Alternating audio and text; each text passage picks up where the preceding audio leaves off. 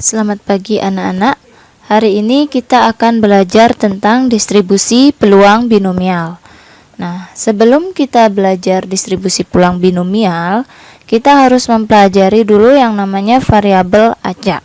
Nah, ini tidak lepas dari materi yang sebelumnya di matematika wajib itu, ya, yang tentang kaidah pencacahan, tentang peluang kejadian, yaitu masih memiliki hubungan, ya. Nah, yang pertama kita langsung saja belajar tentang yang namanya variabel acak, ya. Jadi variabel acak ini dibagi dua, ya. Ada variabel acak diskrit, ya, variabel acak diskrit, dan juga ada variabel acak kontinu, ya. Nah, di buku juga sudah ada tentang pengertiannya, halaman 73. Nah, jadi variabel acak diskrit itu memiliki nilai yang dapat dihitung. Ya, jadi di sini adalah nilai yang dapat dihitung. Nilai yang dapat dihitung. Sedangkan variabel acak kontinu itu kebalikannya, yang tidak dapat dihitung, ya. Nah, contohnya seperti apa? Jadi dengan kata lain nanti diskrit itu dia terbatas, ya, karena dia dapat dihitung, ya. Contohnya misalkan untuk diskrit, ya, contohnya misalkan bilangan asli yang mungkin kurang dari 5, ya. Kurang dari 5. Nah, kurang dari 5 itu kan kalian bisa mendaftarkan anggotanya, kan? Nah, bilangan asli itu kan dimulai dari angka 1, ya. Dimulai dari angka 1 berarti bilangan asli yang kurang dari 5 yaitu 1, 2, 3, 4, dan 5.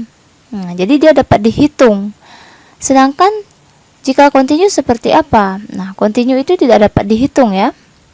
Jadi untuk yang kontinu, contohnya itu misalkan bilangan asli yang lebih dari 5, seperti itu misalkan. Nah, yang lebih dari 5 itu kan berarti 6, 7, 8, 9, dan seterusnya. Ini sampai tak berhingga nih banyaknya, ya. Nah, jadi dia tidak dapat dihitung. Seperti itu, kontinu, ya. Mungkin selain itu juga ada contoh-contoh yang lainnya, ya. Misalkan seperti halaman 73 itu contoh lain, misalkan yang Ibu bahas sekarang aktivitas 1. Misalkan yang pertama, contoh lain, ya. Yang nomor 1 itu misalkan jumlah siswa, ya, jumlah siswa yang izin setiap minggunya, ya, per minggu.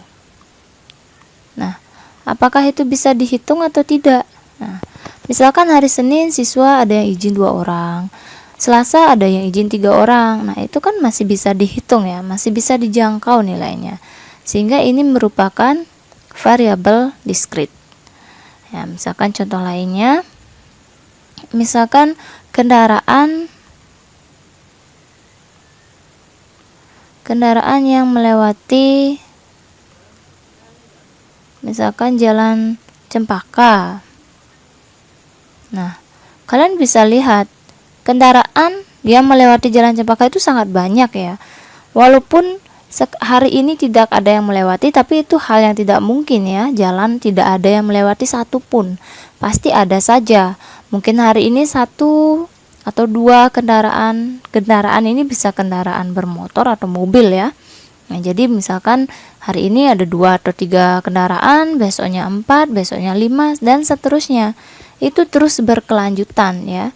Jadi dia merupakan variabel kontinu, seperti itu, ya. Nah, itu contoh-contoh untuk variabel acak diskrit dan variabel acak kontinu. Nah, sekarang kita akan masuk ke teorinya, yaitu tentang variabel acak tentang percobaan sekarang, ya. Variabel acak bagian B, ya.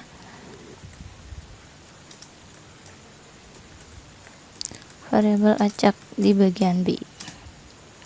Nah, bisa kalian lihat di sana halaman 74 ya. Di sini kita bahas halaman 74. Oke. Nah, sekarang kita pelajari tentang yang namanya percobaan yang berhubungan dengan variabel acak diskrit ya. Variabel acak diskrit itu sudah ada di halaman 74. Variabel acak merupakan variabel yang nilainya ditentukan oleh hasil percobaan ya. Jadi di sini ditentukan oleh hasil percobaan. Ini merupakan hasil percobaan. Nah, kemarin kan kalian sempat belajar tentang peluang kejadian ya. Di sana kan ada tentang ruang sampel. Ruang sampel itu kan hasil dari percobaan, titik sampel itu banyak dari ruang sampelnya, seperti itu. Ya. Jadi nanti notasi ya. Notasi untuk variabel acak ini itu dinotasikan dengan huruf besar ya. Huruf besar itu bisa X, bisa Y, bisa Z dan sebagainya. Nanti anggota dari ini ya, anggota dari variabel acak ini dia akan bernotasi huruf kecil X, Y, Z dan sebagainya. Oke. Nah, seperti apa itu? Nah, mungkin di sini Ibu akan langsung ke contoh saja agar kalian lebih paham lagi untuk menentukan variabel acak ya. Nah, misalkan kalian bisa lihat halaman 74 sebagai contohnya. Yang nomor 1 ya. Misalkan yang nomor 1 itu Bagas melakukan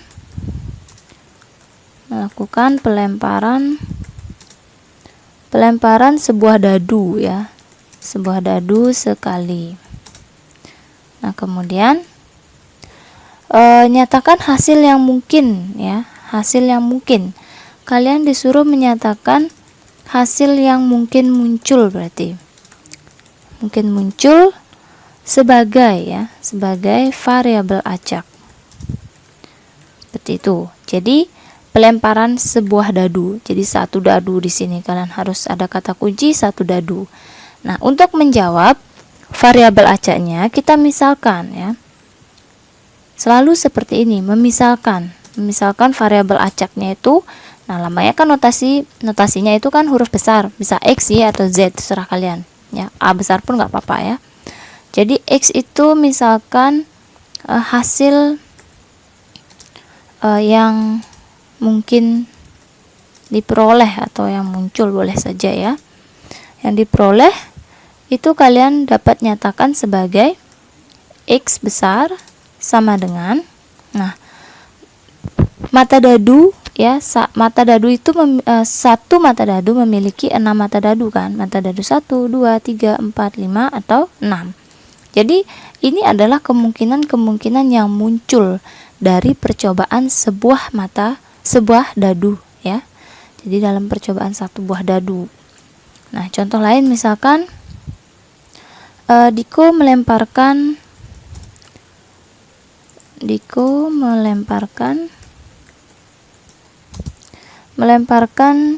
sekeping uang logam misalkan. Sekeping uang logam sebanyak 2 kali.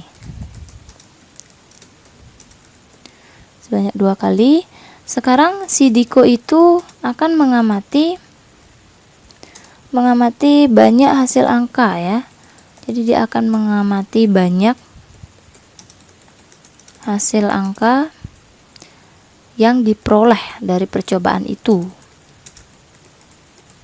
Nah, sekarang kalian disuruh nyatakan hasil yang mungkin sebagai variabel acak. Oke. Nah, sekarang cara jawabnya masih sama. Dia ingin apa? Si Diko ingin apa? Si Diko ingin mengamati banyak hasil angka yang diperoleh ya. Nah, dari pelemparan sekeping uang logam, tapi dia lemparnya 2 kali. Nah, kalian misalkan selalu seperti itu ya. Kalau variabel acak kalian harus memisalkan, karena kan pertanyaannya itu adalah banyak hasil angka yang diperoleh. Kalian fokusnya ke sana ya. Apa yang dipertanyakan itulah yang menjadi variabel acaknya. Karena itu juga yang dibilang nyatakan hasil yang mungkin sebagai variabel acak. Oke.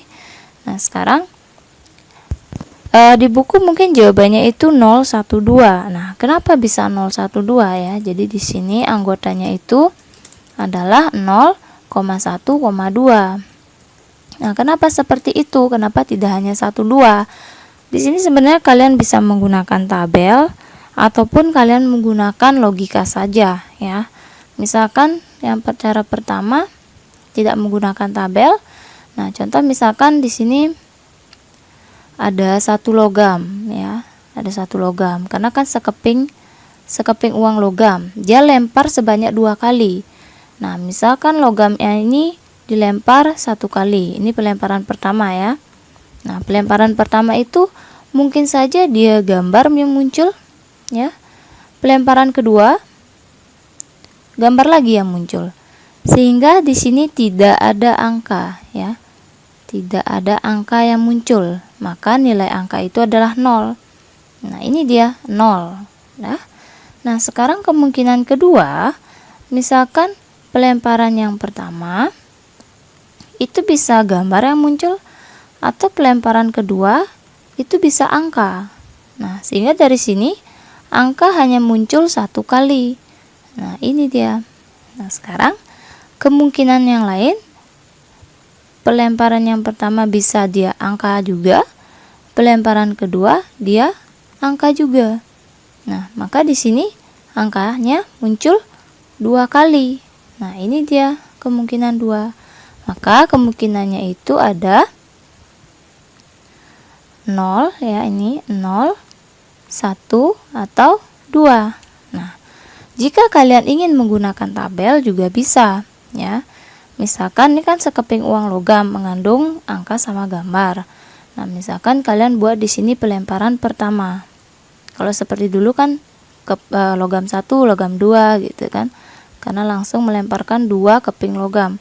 Kalau di sini kita anggap pelemparan pertama itu mungkin bisa muncul angka atau gambar. Kemudian pelemparan kedua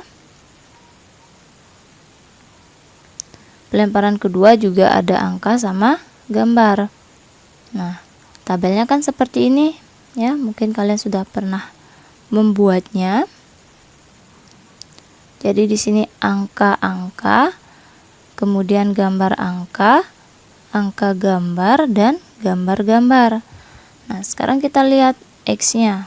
Nah, kemungkinan terburuk sama sekali tidak muncul angka ya, karena kan X itu menyatakan banyaknya hasil angka yang diperoleh. Nah, misalkan kita anggap sama sekali tidak muncul angka, berarti itu 0. Kita bisa lihat di sini. Sama sekali tidak munculnya angka yang mana? Ini ya. Yang sama sekali tidak muncul angka adalah GG. Ya, gambar-gambar.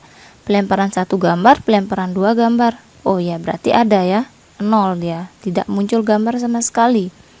Terus kemungkinan yang kedua, mungkin sekali muncul gambar. Kalian bisa lihat di tabel, ada nggak 1 kali muncul gambar? Oh, ini atau enggak ini, seperti itu. Nah, sekarang kemungkinan yang paling ini 2 kali muncul gambar. Ada nggak 2 kali muncul gambar di tabel? Oh, ini angka ya. Muncul angka maksudnya, sorry gitu. Jadi caranya kalau menggunakan tabel, pertama kita ambil kemungkinan buruk, sama sekali ini tidak ada angka sama sekali ya, tidak ada angka yang muncul sama sekali. Nah, yang mana itu? Yang ini ada ternyata, makanya 0. Kemudian ini angkanya hanya sekali, angka hanya 1 kali. Yang mana itu? Yang ini dan ini. Kemudian yang ini angkanya 2 kali muncul dari 2 kali percobaan. Angka 2 kali muncul. Yang ini dia, pelemparan 1 angka, pelemparan 2 juga angka. Makanya variabel acak dari itu adalah 0, 1 dan 2 itu. Misalkan kita perkuat lagi dengan contoh lain ya. Misalkan tentang mungkin dalam percobaan, mungkinnya percobaan juga, misalkan percobaan dari percobaan dari pelemparan dua jenis kartu gitu ya. Misalkan kartu pertama bernomor 1 sampai 3 dan kartu jenis kedua bernomor 5 sampai 7 gitu misalkan, atau ya 7. Nah, sekarang nyatakan misalkan variabel acak X seperti itu ya. Misalkan variabel acak X itu menyatakan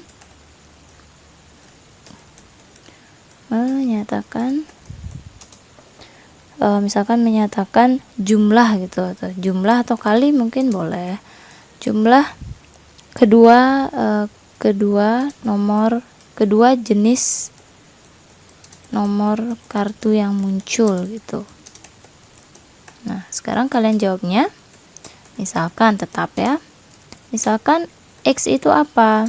Nah, X itu katanya menyatakan jumlah kedua jenis kartu bernomor yang muncul atau yang diperoleh ya. Nah, ada kata jumlah di sini ya. Ada kata jumlah, berarti kalian harus mengkombinasikannya. Ya, mengkombinasikan antara kartu jenis 1 dan kartu jenis 2 ya. Kalian bisa menggunakan tabel di sini ya.